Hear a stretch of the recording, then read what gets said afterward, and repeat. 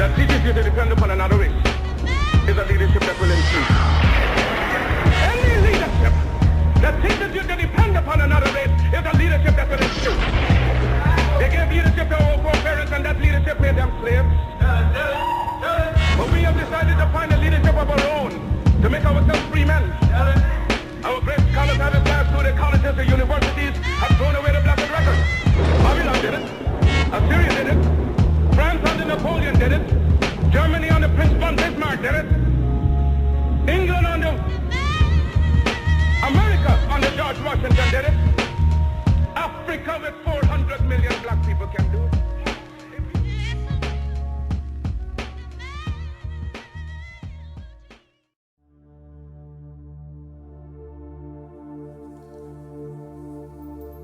Welcome to one and all, and make them. And I'm thankful and thank you very much, Asante Sana, for being in our presence. So we do say, with peace, shalom, blessed love, my Lord, blessed love to the Empress. And of course, in all oneness and joy, Baruch Getaye and Baruch Itage. Of course, you know, we are bringing forth the lecture series, and we are beginning here with Haile Selassie and Freemasonry, as this subject is, answering the question that has been asked many times: is Haile Selassie a Mason, or is Haile Selassie a Freemason? So we are going into it and intend to stay on the specific point. And plus, let me make it clear that we are not trying to convince anyone. We are not even trying to prove to anyone that Haile Selassie is God. And I'm sure you would comprehend by now the term God is a term that is very skeptical. It is not the most choice of words that we would definitely go for. But the case is, even to say he's divine or whatever it is, this is not the mission here. But obviously, we will obviously have to express some of that to you to give a good comprehension of our outlook and even the question itself. Now, personally, I subscribe to the concept of an intelligent nucleus. This is an intelligent point of central energy that has formulated all that we know and all that we don't know. So in other words, all that exists, all that you see and all that you don't see, that which you don't even know exists that can be seen, there is a specific nucleus again, a central intelligent force, energy, point in time and space and in existence itself that formulated all things that we see and don't see. And it is only obvious, and nature itself shows us this. The whole concept of rotation and revolving and taking the energy of life and light and the gravitational pull. So the moon goes around the earth and the earth still goes around the sun, while the sun is still going around the galaxy, and there's still another central point and a central point and a central point, and out of these central points emits life and sustenance, and it is the divine order of creation and the evolution of things from one state to another state. There is a central point, an intelligent source, again, that has formulated and up to this time have kept all things in motion. So now some people argue about creation and evolution and these different things, but what I would say here is that there's a specific being that we call the human being. Listen to me good. And the human being is considered to be the intelligent animal. Not only the intelligent animal, but the intelligent, full stop. Now, when you observe animals, most animals are kept in the order of the creation in which they were created with, unless the animal is domesticated, unless the animal is enslaved, unless the animal is in a prison somewhere, some zoo or cage or whatever the case is, the animal is in order, meaning that it eats what it is supposed to eat. It goes to sleep when it's supposed to go to sleep, and it wakes up when it is supposed to wake up. Birds do not sleep in. Birds don't say, well, I'm not working today, so I'm going to take an extra 5. I don't know one bird, not even the night birds, that are sleeping when the sun is coming up. The bird has to be sick to dying to be in the nest snoring when the sun is coming up. As I said, not even the nocturnal feathered fowls, like they have to go to sleep like some vampire before the sun come up. So this is obviously something naturally within the bird. All the birds, I think there are more birds than, come on, maybe insects alone outnumber the birds. So I'm just showing you that if not even one bird goes astray out of all these different types of birds, and you can hardly find one human being that is specifically, directly, 100% in the way that the Creator intended man and woman to live. Which one is the real intelligent animal here? But it's obvious that the original man and woman had a higher level of civilization than what we're kicking about with today. This is for sure.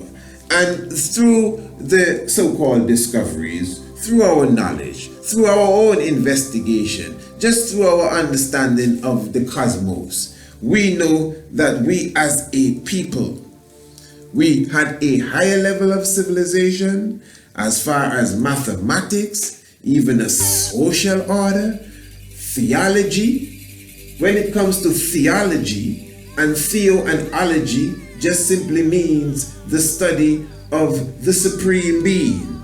Theology, our theology was always expressed in the allegory. Our theology was always expressed in the esoterics. Our theology was always expressed in the symbolic writings. We spoke of a supreme being. We spoke of a source that activated all that has been activated. Yes, we spoke of that nucleus that I mentioned at the beginning. People call it God today, and the Lord, and many different things, and these names and genders and so many things that are added now, and chosen and homeland, and so many things has lost the essence of the true understanding of the ancients, because the mystery of the Ptah and the mystery of the Osiris and the mystery of the Sokar down to the mystery of Anansi. And some people will say, well, listen, man, God and I mean, these were just symbols. Yes, I would agree. Listen to me. Listen to me. Yes, in the ancient time, we used the symbols of not just humans, but we used the symbols of animals as well. And humans combined with animals to show, again, as I said, we were dealing with an allegory. We were dealing with an esoteric expression. Anansi is a spider. Anansi represents more than just a spider. And when you understand the story of Anansi, which one day we will definitely build it up for you, Anansi represents even the electromagnetic field of the earth and the sacred grid. Anansi, who owns all stories.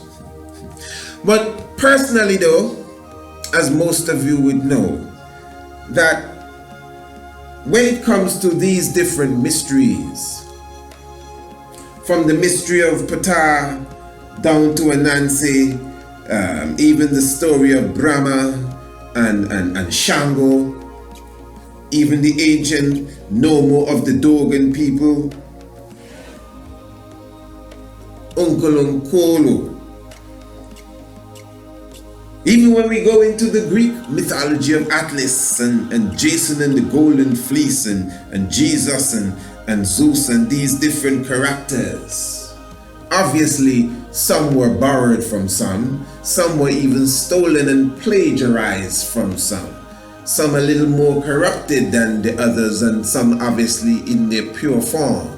But when I investigate all that I just mentioned and more, I still come to the conclusion of Emperor Haile Selassie I, fulfilling the prophecy of everything that I just mentioned. This is me personally. I didn't say that for you to agree. We just said that to tell you what we think in our heart and also in our mind. And when we observe the heavens, we see the same story within the mythos of the ages, the mythos of the ancient kingdoms, from Persia to Angkor Wat, Angkor Thom, into the ancient Buddhist temples, the Kailasha temples, the pyramids, of course, of Giza, and of course anywhere else that you find these megalithic structures and ancient temples aligning with the stars. There is also a theology usually found with it. It's all the same. There's a common thread running through the stories, and it can also be seen in the heavens. And of course, the heavens now was written by the same nucleus. The heavens was authored by that same central force that I am speaking of, that formulated everything, the great architect that brought everything into motion. All that is seen and all that is unseen. Now, I just thought it was necessary for us to bring that to the forefront, to first of all give acknowledgement to that central source, and again to express to the audience the light in which we see Haile Selassie I. And as I said, there are so many different mythos that we can draw for, and other things in geology and geometry, and other esoteric forms of expressions as well, to prove our point day and night, year in, year out, of the divinity of Haile Selassie I. Now, as far as the subject area, if we're going to be asking of Haile Selassie's connection to Masonry, and if we're going to be as blunt as to say, is Haile Selassie a Freemason, then we need to comprehend first of all, what is Masonry? What is it to be a Freemason? Do we know? Because without disrespecting, of course, anyone, a lot of us, we just join the conversation because of hearsay. And our information is a lot of hearsay information too, you know. Do we understand the foundation of what is called Masonry and where it really comes from? So what I decided to do, I have a few articles I just wanted to touch upon, beginning with this article coming directly from www.freemason.com. And the Grand Lodge of Ohio, free and accepted Masons. So I think this would be a quite appropriate source. Don't you think? Of course. What is Freemasonry? Freemasonry is the oldest. Mark that word. Freemasonry is the oldest, largest, and most widely recognized fraternal organization in the world. Founded in London, England in 1717. This is AD. Its current worldwide membership totals, well, I don't want to go into that. Well, it says 3.6 million members. But anyway, I don't want to go into that. And it goes on, because I already got the point that I was looking for. Freemasonry, the oldest. How old? The oldest what, by the way? Fraternal organization. Okay. In the world. Okay.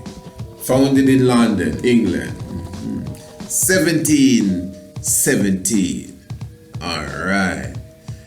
Let us see what is said of the Knights of the Garter, the order of the Knights of the Garter.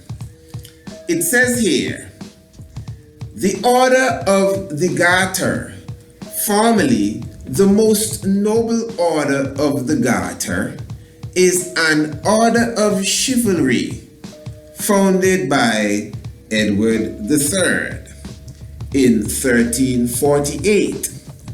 And regarded as the most prestigious British order of chivalry in England and the United Kingdom. It is dedicated to the image and arms of Saint George, which is Kidus Girugis, England's patron or patron saint. And the same thing could be said of Christian Ethiopia. Interesting. But what it's saying here is that the order of the Garter, the most noble order of the Garter, was founded in 1348. And let me just clarify, it was founded according to this by Edward III. When you go through history, you would come across some individuals saying that it was founded by Edward the Black Prince, Prince Edward the Black Prince, which was the Prince of Wales. Now, Edward the Black Prince is actually the son, the elder son of Edward III, which was the king at the time of England. But the reality is that the King of England or the Queen would obviously be the sovereign over the Knights of the Garter. But the Prince of Wales is actually the head of the Knights of the Garter. And that book, The Antichrist and the Cup of Tea, also expressed that for sure. This is why he is referred to as the Knight Companion, and has a specific place in the ceremony, which we will speak of in a moment. But what I'm saying here now, this was founded in 1348 in England. And when we're reading from the Freemason website, freemason.com, they're saying that Freemasonry was founded in England too, in 1717. And listen to this now. They say it is the oldest. But isn't the Knights of the Garter a Freemasonic organization as well? Isn't it? Aren't they Masons? That's what we call them. They look at their symbols. You know, they carry that red cross, the same red cross as the Knights of the Templars of Solomon, the Knights Templars. And then now the Knights Templars now, let's get into their history, because the Knights Templars, which some consider the poor fellow soldiers of Christ and the Temple of Solomon, the order was founded in 1119 and was active until about 1312. So the Knights Templars now, that has gone even further back. That's 1119. The Knights Templars, you know. The Knights Templars are the ones that are considered to be in the originators as such of Freemasonry, in the sense of bringing it to life in reverence of the original Grand Masters, King Solomon and the Hirams and other workers, I assume, on the temple. So when we consider this now in the full spect, from what we are to believe, this whole concept came from King Solomon and the builders of the temple for the Lord. For what we call Solomon's temple is really the temple for the Lord, the temple for the Ark of the Covenant, the place where the Ark of the Covenant shall dwell. So this temple was so mystic.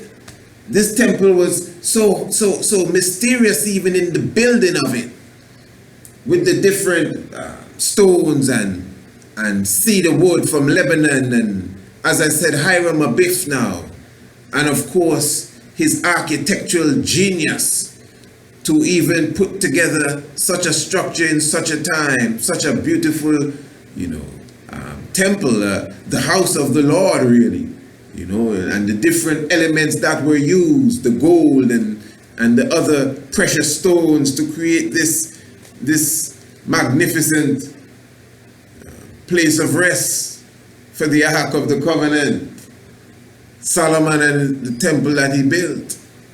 Yeah. And the story says that even in the building of this temple now, Hiram Abiff was slugged out. But before we get to all of that, the Knights of the Temple of Solomon, again, they take that story and accept it as their foundation and their beginning, and they have their history, which we're not really basking into right now, but they are from 1119. Again, it says here, the poor fellow soldiers of Christ and the Temple of Solomon, also known as the Order of the Solomon's Knights, the Knights Templars. They were a Catholic military order recognized in 1139 by Papal Bull of the Holy See. The order was founded in 1119 and was active until 1312. And then again, you have the Order of the Garter. These are outstanding orders, my brothers and sisters, when it comes to the world of what is called Masonry. The Order of the Garter, the most noble order of the Garter, is an order of chivalry. Again, founded by Edward III, and this is 1348, just several decades after, or a few decades after, the Knights of the Templars apparently disappeared and went underground. But yet still we see the Order of the Garter having the same red shield the same Red Cross, which is really the British flag. If you take out the blue triangles, you're left with that Red Cross. But then again, from the Freemason website, they're telling you that Freemasonry began in 1717. And it's the oldest. It is the oldest fraternal order. Listen to the words good. It is the oldest fraternal organization. Dealing with fraternity, organization. The order of the Garter and the Knights of the Templars are orders of chivalry. Listen good. They're orders of chivalry. Catholic military order. Yeah. This is a different thing altogether. Now, this is why you would hear me say from time to time, sometimes we just talk. That's why when people talk, sometimes I just listen, But it is obvious. This is why those that are within the craft, some of them that have to know, will tell you, brother, there's a difference between a Mason and a Freemason. There's a difference between Masonry and Freemasonry. Obviously, there is similarity within them. I personally don't take them out of the same, from under the umbrella that they are under.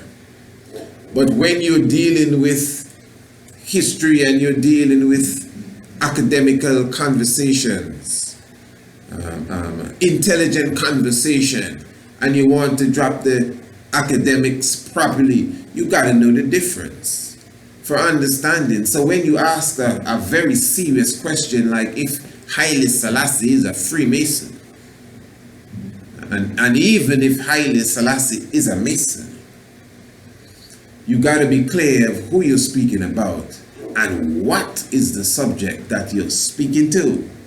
So now, in this whole mistake, Solomon's temple again, this great temple of Solomon that was built for the Ark of the Covenant. And before we go there, let us just read something here on Hiram Abiff quickly.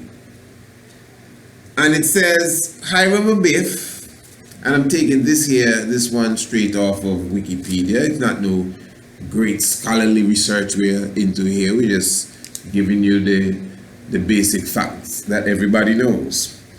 Hiram Abiff, the widow's son, is a central character, listen to this, of an allegory presented to all candidates during the third degree in Masonry. Hiram is presented as the chief architect of King Solomon's temple, who is murdered in the temple he designed by 3 ruffians as they unsuccessfully attempt to force him to divulge the master mason's secret password. The themes of the allegory are the importance of fidelity and the certainty of death. So basically, Grand Lodge and Masonic Lodge these Freemasonic bodies as well, they all pay some homage back to this Hiram Abiff and also to Solomon. In some of these lodges and temples, they utilize not only Bible but Quran. As you could obviously see, they utilize certain aspects of agency, the Fez, Islamic and Moorish traditions, And they also obviously highlight the Kemetic aspect of it. So, without a doubt, from your mentioned Kemet for sure, you've gone beyond Solomon. So this is what I'm saying here now. Some people would argue if Solomon exists or not. Well, at the moment, as this just said, the Hiram Abiff story is an allegory presented to the third degree. And I'm showing you the allegory is that 3 of the workers wanted the secret.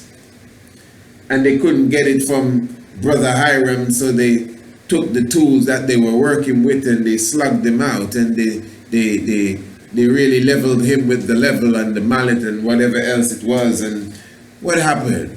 According to some stories, he was buried 3 times. 3 times. Interesting. They say the same thing about Marcus Garvey. He was buried in a shallow grave. And not Marcus Garvey, I'm speaking of Hiram Abiff. And the acacia tree, the cassia, the acacia, which we call here in Antigua the cassie tree. It sprung out, which was symbolic of resurrection. And we have a specific type of cassie tree, the Alabamba, that is found in Greencastle Hill. And it is said that Hiram Abiff symbolically was resurrected with the grip of the lion paw. All right. So I'm saying that most people, when they speak of Masonry and Freemasonry, it's usually the Illuminati and Jay-Z and these fellas, man, the Bilderbergs and the Council of Foreign Relation and the one eye. Don't you see Beyonce did the one eye symbol, and watch Larry King and the handshakes and the aprons and the black and white checkered floor. You need to watch it, man. Prince Harry and Meghan, they were married on the checkered floor. What are you talking about? How long has the checkered floor been in there? I mean, you know that's their game. I mean, we as if we look at the dollar bill and the eye and the pyramid, we know that's their game. There's something deeper than that taking place. I mean, come on, man. When you fold the $20 bill, you know, man, you see the buildings crumbling from the 9/11 attack. When you fold the $20 bill in the form of an airplane, what a thing. Talk about subliminal messages. Talk about some secret science. Obviously, the whole Masonic agenda, the Freemasonic ideology, is obviously involved in all of these aspects of the system that has been created around us. Everything. Man, there is nothing that really escapes this.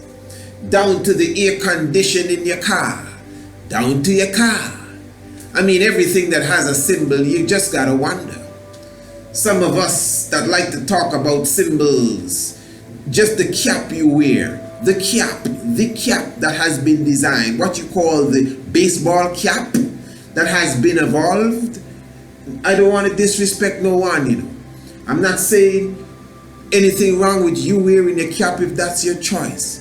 But if I was you, I would be very careful about talking about Masonic signs and symbols and this and that, and don't look into what we wear. The cap itself, that wasn't designed from no anciency. Listen to me good. The necktie is the hangman's noose. Obviously, it's very symbolic of a chain around your neck. And they're pulling you to wherever they need you to fulfill your work. I'm going to work, you know, tie my tie. It is Masonry. Man, you have on a Nike shoe, the Nike symbol. The goddess of speed, the Roman goddess of speed. I mean, come on. That's why Nike and Mercury and some of these fellas and Batman and Robin, you see them with the Robin specifically with the wings on their shoes at time, and the wings on their helmets. You know, so Nike is fast. You know, a sports shoe, many different varieties. And British Knight, BK. Almost anything that's around you, even the stuff that you're drinking and eating, anything with a symbol, you just got to be careful sometimes. Since you're into symbols, that's what I'm saying. I'm not telling you to go haywire on these symbols, you know. I don't. But since you are into symbols so much, and look at this symbol and look at that symbol, look at that handshake. Which handshake? My brother, a handshake in general. The handshake concept alone is Masonic. So it doesn't have to be this type and that type and the other type. Everything a person do with their hands, people just flip out.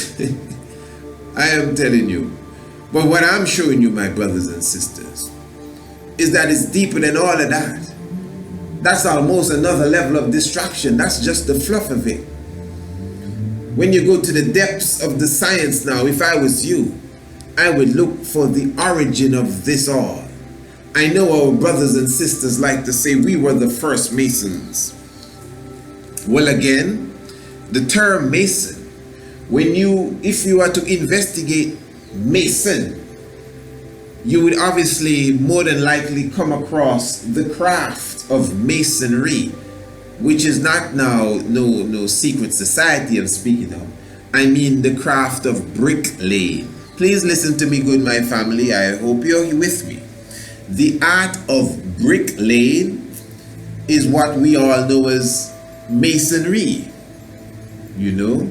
So building a wall, building a house, building a temple, building in general, Masonry. So this is why the Hiram Abiff as an architect and the Solomon himself as a great builder too, the whole science is that in their building, as when you read of in the Bible the different things, the porch and the pillars, the Doric and the Jachin, the Boaz and the Jachin, I should say, which is the Doric and the Corinth. These pillars in the Solomonic building of that temple for the Lord, they're very important. So within the Masonic bricklaying science of building is hidden this secret science of quote unquote God, is hidden this secret science of nature.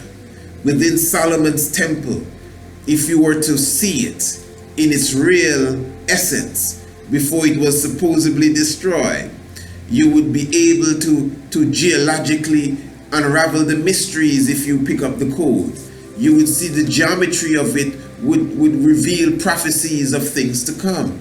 You know, if it is what we are supposed to understand it to be, its whole makeup was supposed to be in line with the movements of the heavens. Why? Because the structures that were way before that, I'm talking about the Great Pyramid of Giza for sure, and even structures in the Western world, the Pyramid of the Sun and the Pyramid of the Moon, they were well built and designed to fulfill all that I just said, well in alignment with the movements of the heavens and the earth.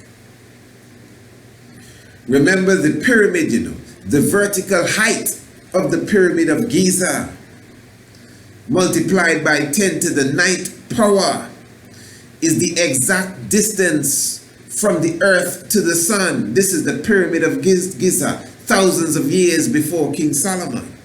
Remember the length of the base side, which is 9,131 inches, divided by the sacred cubit, which is 25, gives you 365.24 days. Pyramid of Giza I'm speaking of. And this is the solar year, not 365, you know, 365.24. perfection in this monument of such size.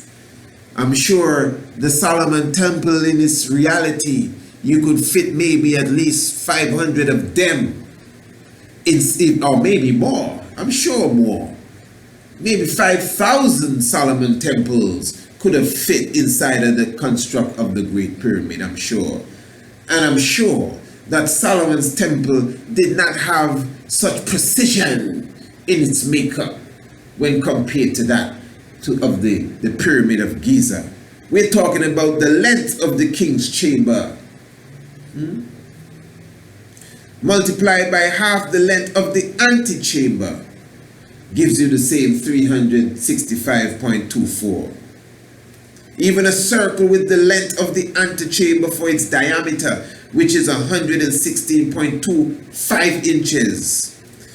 This circle now has a total circumference of 365.24. And that can be seen, and pi can be seen in the very same pyramid over and over again. When you add the length and the height of the king's chamber and divide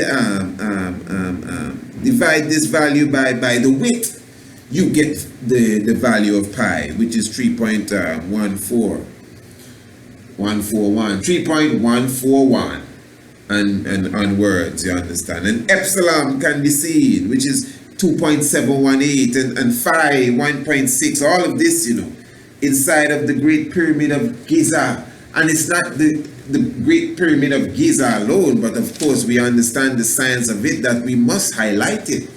But again, as I said, when you go to places like Angkor Wat, Angkor Thom, and then when we look into even the buildings of the pyramids of the sun and the moon, when we look at the Dogons, and even the performance that they give a specific performance, a specific dance, the 60-year cycle of Sirius, and what was said to be the binary cycle of Sirius. Some say it's 3 now, but the binary cycle, as some of our great scholars have expressed to us, the Dogons emerge and perform a dance that is really the movements of the heavens and the movements of planets and stars being expressed before your very eyes in this very ancient dance. I'm saying we've been doing that for thousands of years. That is a natural connection to the heavens. That is what you would call today secret science. Because just as the Milky Way, which is in the heavens, aligns with the River Nile, and again, that is the work of the nucleus, what you would call God. At the same time now, we the Ebonites of the planet who brought civilization to the planet again, this ancient civilization to the planet, mathematics and theology, in our rituals, we connected to the esoteric secrets and express it, as I said in the series that I did on the mystic vibration shock of the hour, speaking of symbolic writings. We use the esoteric message of not just writing, of song, of dance, of theater, of instruments, storytelling, in an esoteric allegory form. That's why all stories belong to Anansi. And we used this, I repeat, in theater form as well, in singing, in dancing, in lecturing, in the written form. We use music and song, our culture, to express our theology, to express even our history. We would express our history in allegorical form, to express and teach our culture to the upcoming generations. This is how we expressed ourselves in this high science. So when we observe the Dogons now, as I said, and their dance, directly connected to the movement of the Sirius star system, and we look at the Nazca Lines that is seen in South America. The Nazca Lines expressing the different animal forms, the monkey, the spider. The Nazca Lines can only be seen properly from a specific height. You are talking about images and lines running for miles upon miles, creating, as I said, the spider, the monkey, and other formations that you could only see from the heights, from the above. So I'm just showing you here, we've always been connected to the mystics and the esoteric and this secret expression. All of our monuments that we have built, from Stonehenge in Great Britain and the Adams calendar in South Africa and the great Zimbabwean walls of Monomotapa, they are all coded to be decoded, filled with science and hidden messages, down to the stones and the minerals that was designed to create them. There's still a message even within that. That is how deep that this thing goes. So this is why even the 2160, which of course you know is the years of an age, 2160 years per age, is the length of the moon in miles, going across. It's miles across, 2160 miles, 2160. This is why Venus, the planet Venus, makes a 5-point star every 8 years. Venus now. So we gone beyond, the building of, anything. We're talking about Venus now in the heavens, makes in its movement, draws a specific formation every 8 years. It completes it, and the formation is a 5-point star. So when people jump up and say, oh, Bobo Shanti Masonic too now, Oh yeah man, Bobo Shanti carried a black 5-point star.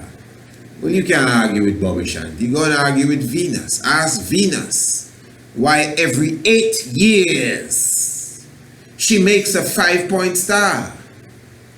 And why does she choose 8, which we highlighted in the documentary Mystically 7, that the number 8 is symbolic to the R. The Bobo Shanti carry the R too. We must be Masonic. A lot of things about us, we like to put our hands on our hearts. I see the Masons do that too, but they use the quote-unquote right hand. The Bobo Shanti use the vertical hand. We gotta be careful with this. We may be Masonic too. Yeah. So that's why when people come with the 5-point star argument, boy, that's Baphomet. I mean, which book did you read to get that in? Oh, you saw it on some video on YouTube. I'm sure that's the case. What studies have you really done to come to that conclusion? You may be correct. That may be the star that Baphomet decides to use and turn it upside down. I can't go into all of that.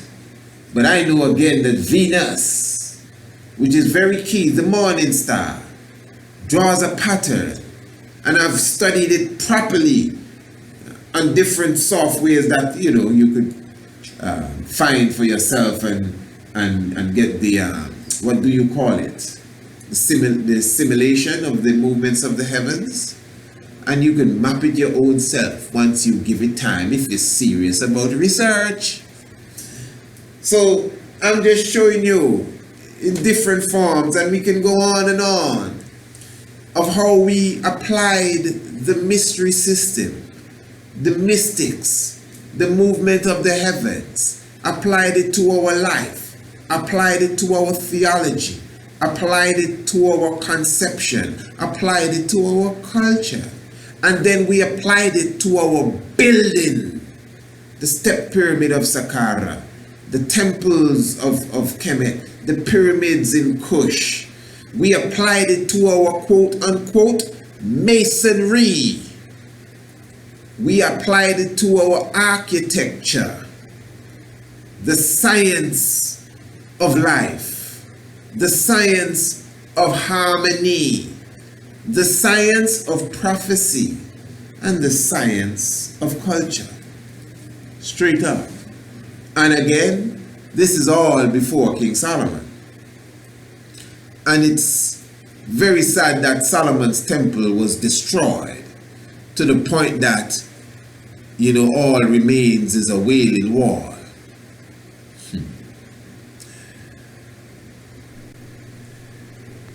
And since we've mentioned Solomon now again, to the question at hand, is Emperor Haile Selassie a Mason? And I'm going to double it because basically, is he a Freemason? We can boil everything into one, because the science is what I'm dealing with. Now, in one of our radio programs, and I think, yes, we have it on the YouTube as well, we were speaking of Haile Selassie as it relates to him not having locks and Rastafari having locks. And I want to stress here, as I said at the beginning of this lecture, this is not designed to convince you of the divinity even of Haile Selassie I. Neither am I attempting to prove to you the same divinity. I'm saying that now and continuing to express that in that episode that I was doing entitled Haile Selassie, why Haile Selassie doesn't have locks, and of course Rastafari carries locks, I highlighted a scripture in the Bible, in the book of Isaiah, that speaks of the Lord in the day of his coming, shaving with a razor that was hired from the king of Assyria. And I highlighted again that if we take this on its very simple level, and some people would show you that Haile Selassie I came from a tradition where the youths here would not be cut, and we have that tradition around here, but in that time he was actually locked until a specific time in his younger age. Fair enough. And of course the strongly devoted ones will tell you, well, listen, Haile Selassie has his locks now, and I'm in total agreement with you. But what I'm just saying here is that outside of that part of it, and what that highlights also is the anciency of the locks itself. Because I showed you on Tutankhamun's footstool, you have the three three specific types of human beings that are seen in the burial chamber of Lord Pakal. In the mask of Lord Pakal, these same images can be seen. You see the image of the man with the locks and the beard, and you see the image of the man with the beard and no locks, and you see the image of the Olmec. And I've highlighted to you in the documentary 7 that we see that as Haile Selassie, Prince Emmanuel, Marcus Garvey. Prince Emmanuel, a very key figure, as he is the expression of the priesthood. And this is why when he speaks of Baba Shanti, you hear one speaks of Baba Shanti being the priest. Now, Nyabingi order, within the Nyabingi order, they do have priests. I mean, in every tradition they have their priests, and Baba Shanti have their priests as well. But I am saying that King Emmanuel Charles Edwards is the priest, the Melchizedek figure that bring forward that priesthood order in its expression within the realms of Rastafari. Now, Kadamawe, whether you agree or not, now Kadamawe Haile Selassie I, is the fulfillment of that prophecy that says the Lord shall shave with a razor that is hired from beyond the rivers of Assyria, the king of Assyria. And I see that in the depths of Haile Selassie being the individual that brought Ethiopia into its modern state. Now, this is a strategic move. This is the fulfillment of all the ancient prophecies down to the Bible that is being portrayed before the eyes of the world. The camera and the video camera has come on the scene just right in time to photograph and to capture the voice and the movements of Haile Selassie I. Prior to that, we didn't really have too much of this. Right on time. This is very unique. How interesting it is that whether you believe in Solomon or not, Haile Selassie and his family lineage claims a direct connection with this great King Solomon. The same King Solomon of the Bible. The King Solomon that met the Queen Candace, the Empress of Ethiopia, the Queen of Saba, the Queen of Sheba, that went across the Red Sea even into Yemen and these places. And it says that they brought forward a child, Menelik I. And the Ark of the Covenant story comes into play, and all of this went into Ethiopia, according to the Ethiopian legend. So when we consider all of this, whether one believes or not, the lineage of Solomon is a key and accepted figure. Very important figure is King Solomon. And the lineage of King Solomon historically is said to have stopped in Ethiopia. And the lineage mixed with the monarchy stopped with Kadamawi Haile Selassie I. Interesting. Haile Selassie I, like Menelik II, had no desire to either leave the battlefield or leave Ethiopia during the time of the invasion of Mussolini and Italy. Again, Ethiopia was very strategic in putting itself into the League of Nations in the early 1920s. It was the League of Nations that Haile Selassie was approaching. Haile Selassie did not leave Ethiopia to go to England. Haile Selassie did not leave Ethiopia to spend 3.5 years away. He intended to go to Geneva and come right back. In fact, it was a vote that sent him away. They voted, and yet still, even though the vote was overwhelming, it still took Empress Menen to convince the king that the diplomatic move is the better move. And the emperor went to Geneva and addressed the League of Nations. And we all know the outcome. And World War II came about, and how mystic it is in the connections with the heavens again, that Haile Selassie I returned to his throne on the very same day and date that he left the throne, the 5th of May, 36, from the 5th of May, 41.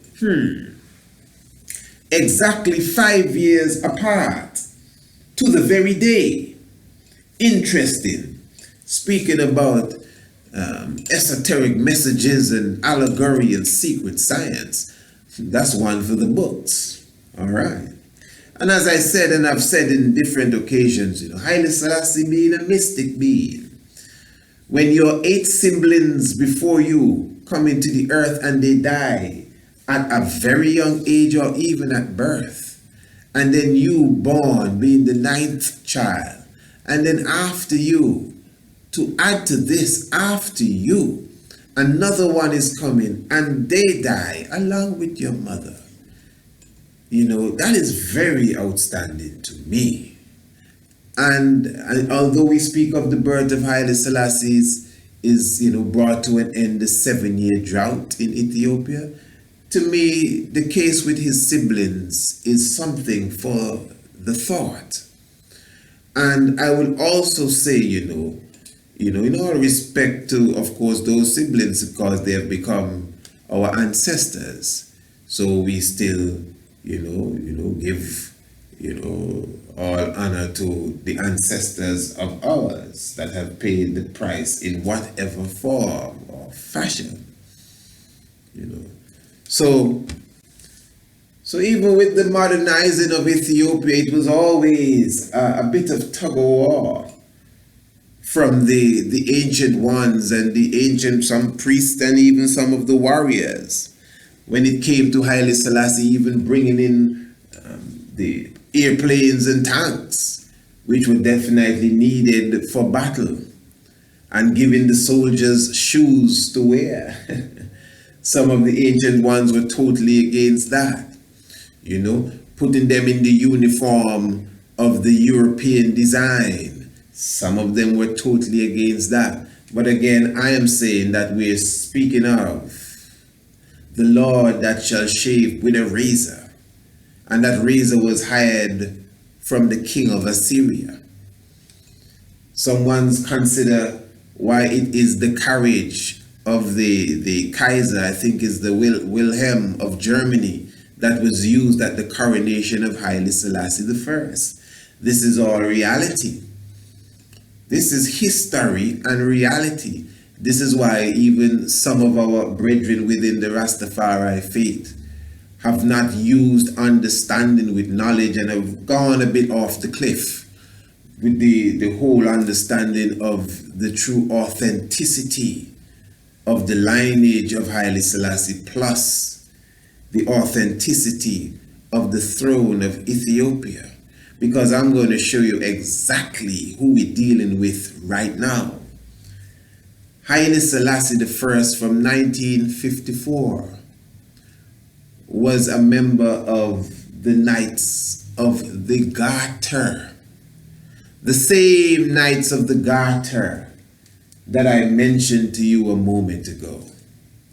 Now you see, when you ask once, Haile Selassie was a Mason, some ones are quick to say, no man, Selassie ain't into them things then. And I mean, to be very honest, you cannot duck out these things when you see so many photos of the emperor, even in his regalia of the Knights of the Garter. And then of course you have the ceremony in 1972, which I'm going to show to you now. The ceremony of the Knights of the Garter going into Windsor's castle, and Haile Selassie I left Ethiopia. To me, that was a mystic move to go to England to partake in that ceremony with Queen Elizabeth and Prince Philip and Prince Charles, the Prince of Wales, and the Queen's mother. That is Elizabeth, the Queen's mother, not Queen Elizabeth II now, Queen Elizabeth's mommy, the Queen's mother, the widow at that time. She's dead now herself, but at that time, the widow of the then at that time and still now the deceased king, the late King George. See what I'm saying? 1972, and that's interesting to perform this ceremony just 2 years before he himself, Haile Selassie I, came off the scene. So, although he was made a knight in 1954, he has never really attended the ceremony until 1972. That's what I'm showing to you. And you will see him, in the procession, as you see him moving through with the knights. Now, let me just say before we go into the fullness of this, we must keep in mind that Solomon is considered as the great grandmaster of all of this. Solomon, whether you believe or not, and let me say now to all Rastafari, I don't know where some of our heads may be at right now, but you better be careful.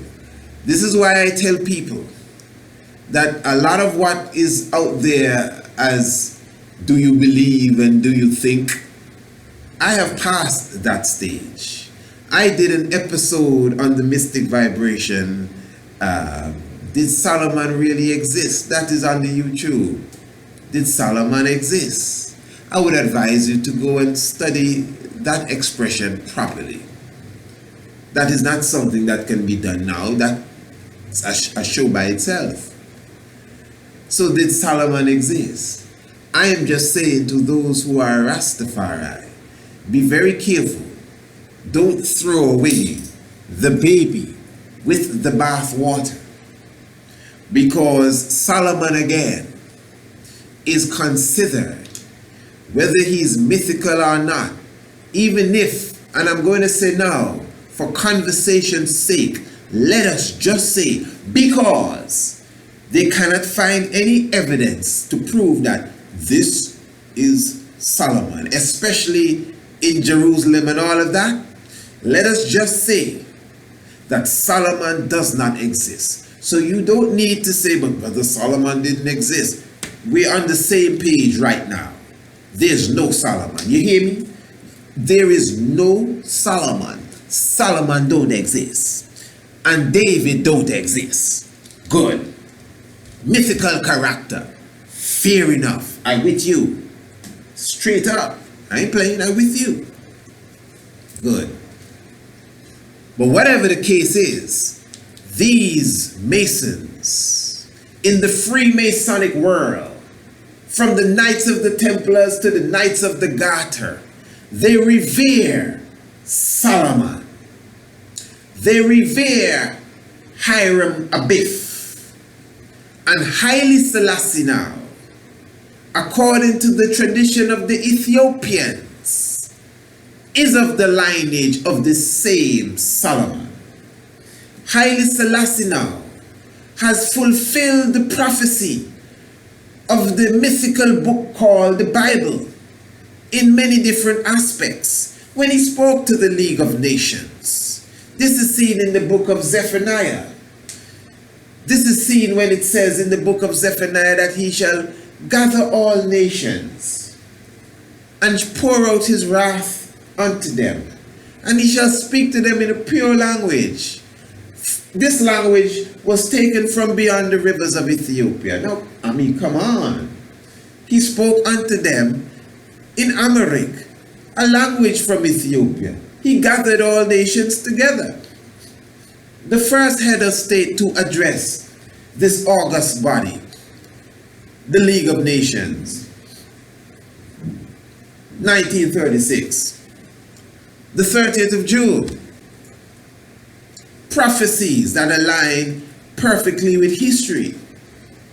The same Solomon temple, according to the book of Chronicles, this temple was supposed to be built again for the ark, and the temple was completed on the 23rd day of the 7th month. Now the 23rd day of the 7th month, as I said in the Master of Ceremonies, the whole calendar system would be different than the Gregorian calendar. Of course, I agree. But this is where secret science and modern day Masonry enters the game. Because in this modern day time, the 23rd day of the 7th month is the 23rd day of July. Now Solomon's building was completed on the 23rd day of the 7th month. Now remember, Christ already told you that he's going to break down Solomon's building and build it back up in 3 days. He was not speaking of the building made of stone. He was speaking of his own flesh, of organs and cells and tissues and muscles. That's what he was talking about. He was speaking of himself. So Solomon now, the temple that Solomon built, is more than just the temple that Solomon built. It has to do with his lineage, his bloodline, the temple that he built. The temple that Solomon built is Haile Selassie I. The same temple that housed the Ark of the Covenant. That's why it was completed on the 23rd day of the 7th month. I mean, even in the Bible, in the allegorical book that is not historically sound according to many, you could see specific names that are used. This is Freemasonry too, if you want to call it that. This is secret science, straight up. When it speaks of in the book of John about Isaiah and Elias, and when you take the word Isaiah and you take the word Elias and you scramble them, you get the name Selassie I. And when you take the name Elijah, which is Elias, and you turn it around and take away the J because there's no J in Hebrew, you get the name Haile Selassie I. From these three names, Isaiah, which is Isaiah, very key, because Isaiah is the messianic prophet that mentions Emmanuel twice in the Old Testament, and it's Isaiah that mentions it. And the third time in the New Testament in Matthew 1:23, 1, 2, 3, three times it's mentioned, Emmanuel, in the Bible. Isaiah, there's the book called The Ascension of Isaiah, which is to say, like Elijah, Isaiah ascended. So Isaiah and Elias, which is Elijah, are both mentioned in the same scripture when asked if the Christ was the return of any one of these. And I'm showing when you put these two names, not any names now, we didn't just grab any old names, we used two names in their right context. They were used together to speak of the return of Christ. So when you scramble these two names together now, you get Selassie I. And when you take the name of Elias, which is really Elijah, and take out the J, that many say, oh, Priest Isaac, there was no J. Fair enough, let's take it out. And twist it around, you get the name Haile Selassie. We're dealing with Freemasonry here, aren't we? And Masonic and Illuminati and secret messages and secret science. I think I've showed you from nature down to the written handworks of men and translations and I would even say distorted books. That's why I said at the beginning, from Ptah to Anansi, and Vishnu and Shiva and Brahma and Shango, down to Jason and his golden fleece, Atlas, Jesus, Prester John, Solomon. You could go on and on and on. In these mythos, in these allegorical stories, and of course the heavens declare the glory, we continually come back to Kadamawe, Haile Selassie. So I'm just saying now, in my book, the Masonic world knows this, understands this. All of these different titles that were given to the emperor wherever he went. All of the different medals and degrees that he received, the honorary degrees, and doctorate of this and doctorate of that. But let us home in on the granddaddy now, the Knights of the Garter. Because remember now that the Knights of the Garter was started by Edward III, the King Edward III. But it was Prince Edward, the Black Prince, that was basically the head of the Garter. Because the Prince of Wales, whoever he may be, is always the head. He's called the Knight's Companion. And the monarch, he or she at the time, will be seen as the sovereign. But the point is, it is really the custody of the Prince of Wales. And I told you that I believe that's why the concept of Pinocchio, another Christ figure, was taken out of the whole science being swallowed by a fish and brought into the concept of being swallowed by a whale.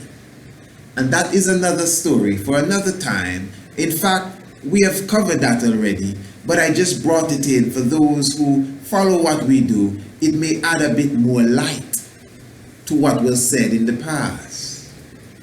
So I'm saying here now that when we watched this ceremony in 1972, let's look at this good. We have Emperor Solomon here. I mean Haile Selassie, because greater than Solomon is here.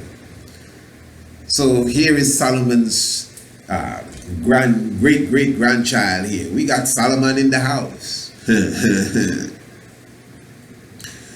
And if you notice, this procession, you will notice, Haile Selassie is walking with the Queen's mother, Elizabeth. Not Elizabeth II, Queen Elizabeth, the Queen's mother.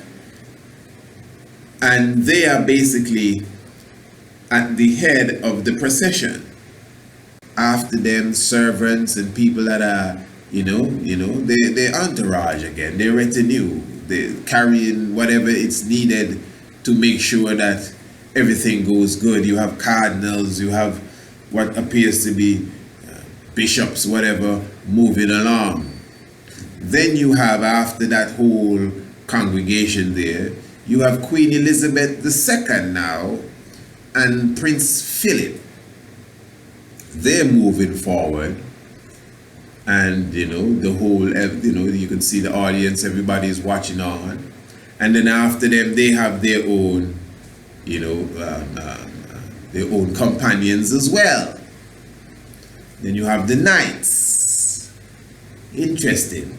They go into Windsor Castle and they perform the 35-minute ceremony and they come back out. Now what I'm saying here, when you observe this very good, you will see that Prince Charles, the Prince of Wales, obviously he's there because he's the Prince of Wales. This is his stuff, Whether you know it or not, this is his stuff. But interestingly, Prince Charles is not in the ceremonial line as such. He's not in the procession. How come he's not in the procession? When you observe other Knights of the Garter ceremony in the past and even up to now, Prince Charles is always in the procession.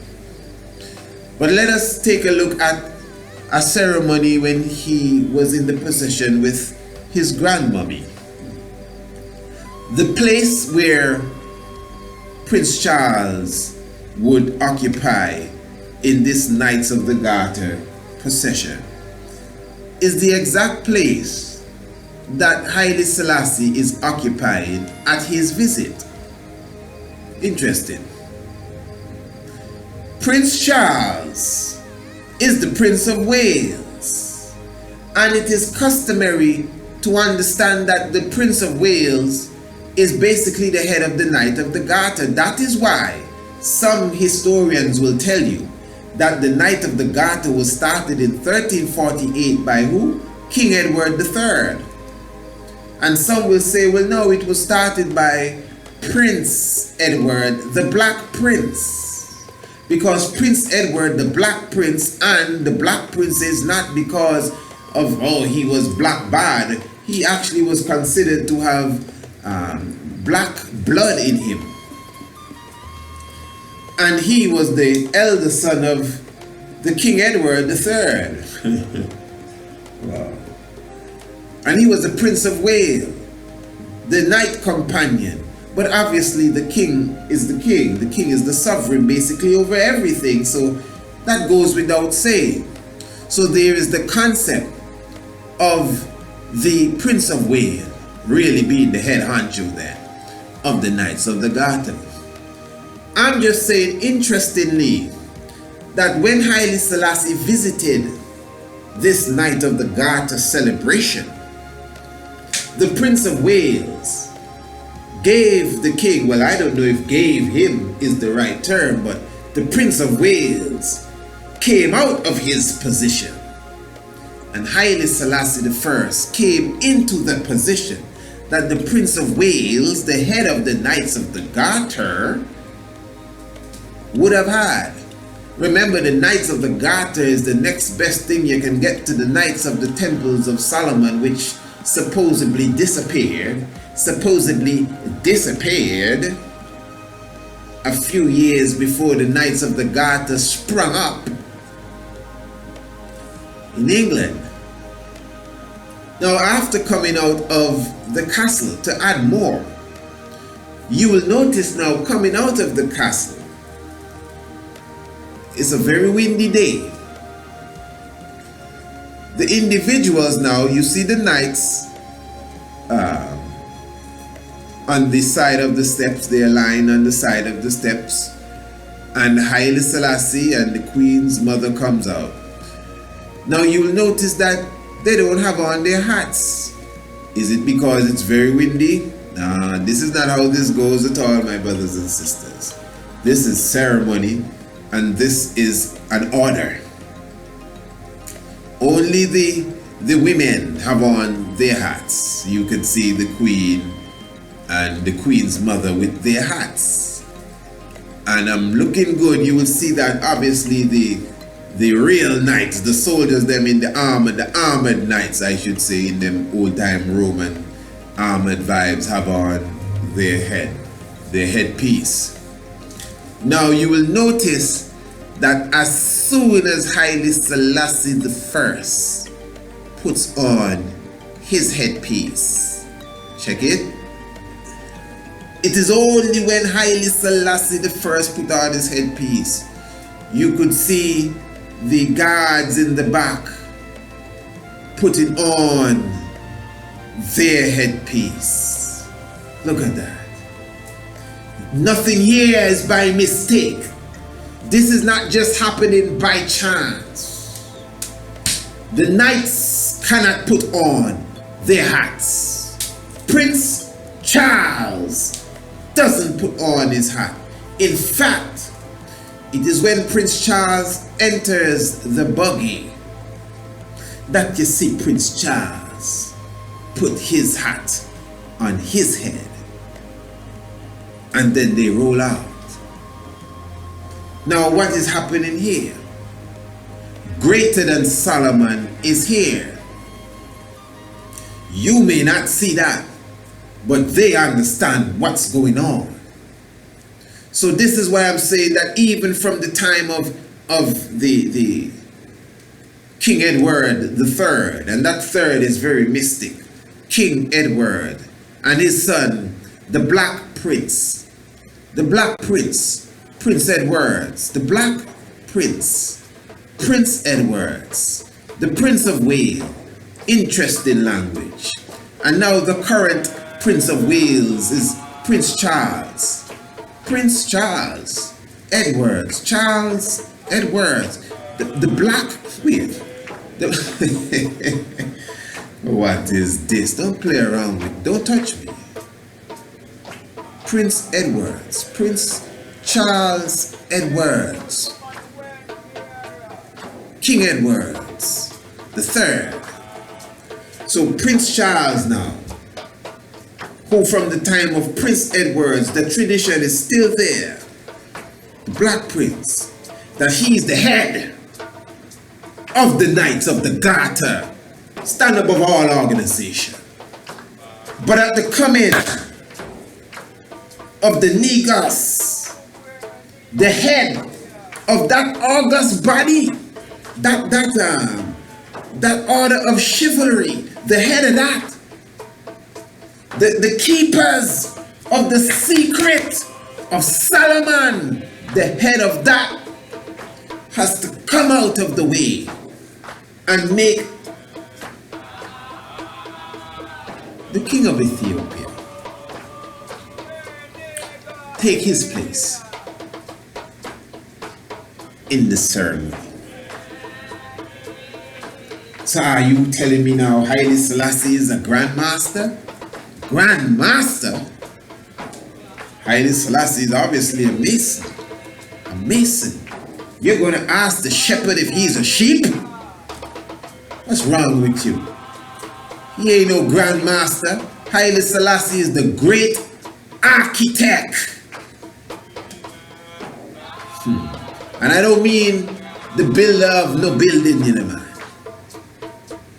The great architect is considered to be the Almighty. That is why in some old arts you see him with the compass and the square designing the universe.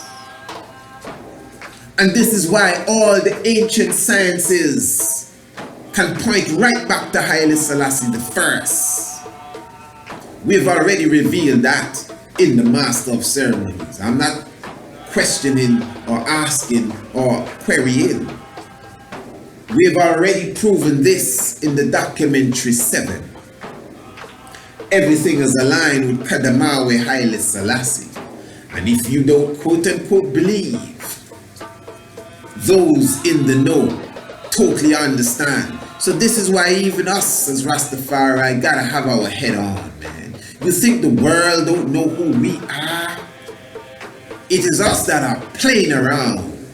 You think they don't comprehend who the sons of Haile Selassie are? And I'm gonna home in now, Bobo Shanti. As I said of the craft, you with your left hand on your heart and spinning around to the left, you never consider what all these colors about you're wearing every day. Looks like some real Mason vibes to me. And all the bowing and my lord, is them I hear talking so.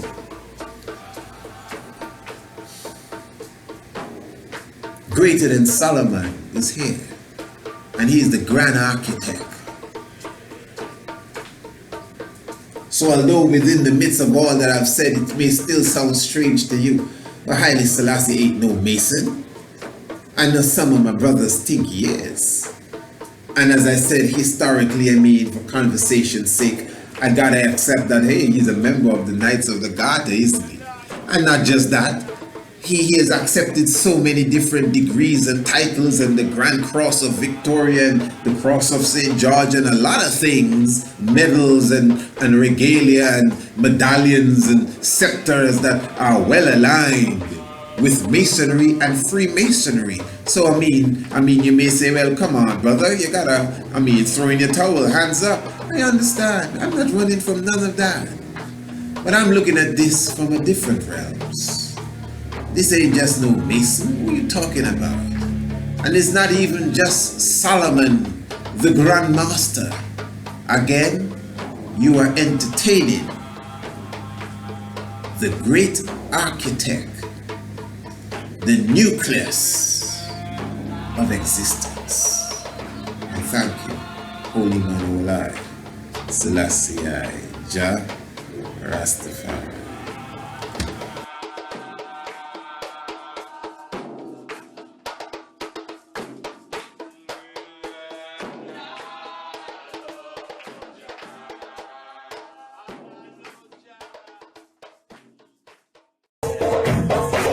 Subscribe to the Mystic Vibration Shock of the Hour program today and receive our nightly show immediately after each and every broadcast.